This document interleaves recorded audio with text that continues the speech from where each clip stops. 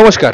আজকে আমরা দেখাচ্ছি সরাসরি অনেকক্ষণ ধরেই আমাদের শ্রদ্ধেয় দিদি, শ্রদ্ধেয় শিল্পী অপরাজিতা বর্মনের স্মরণ সন্ধ্যা অপরাজয় অপরাজিতা।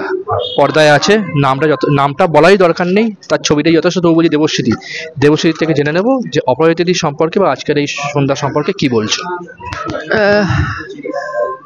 খুব সুন্দর প্রচেষ্টা এটা, মানে রাহুল সত্যি এত অপরাজিতাকে ভালোবাসে, ওই জন্য এই অনুষ্ঠান করছে। এবং রাহুল আর আমি একই নৌকায় বোধহয় ভাসছি।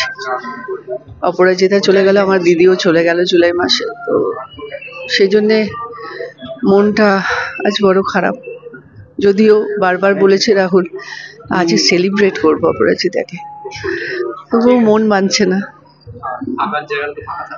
ফাঁকার জায়গা ফাঁকা থাকবে, এবং এটা তো চলে যাওয়ার বয়স নয়, দুজনেরই চলে যাওয়ার বয়স নয়।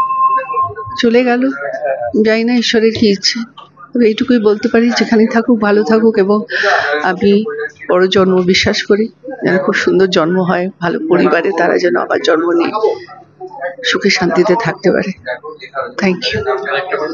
যেহেতু এরা বলেছে সেলিব্রেট, আমরা আনন্দের সহিত এটা পালন করছি দিনটা, আর সামনে পুজোর দোরগোড়া দাঁড়িয়ে আছি।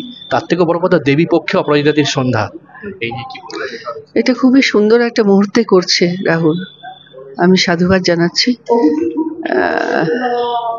আর কি বলবো, সুন্দর দিনে এই অনুষ্ঠান হচ্ছে এবং অপরাজিতাকে মনে করছে, রাহুল করছে মনে, এবং যারা খুব প্রিয় তার কাছের মানুষ তারাও সেলিব্রেট করছে এই দেবী পক্ষকে। Thank you. অসংখ্য ধন্যবাদ দিদি, ভালো থেকো, সুস্থ থেকো।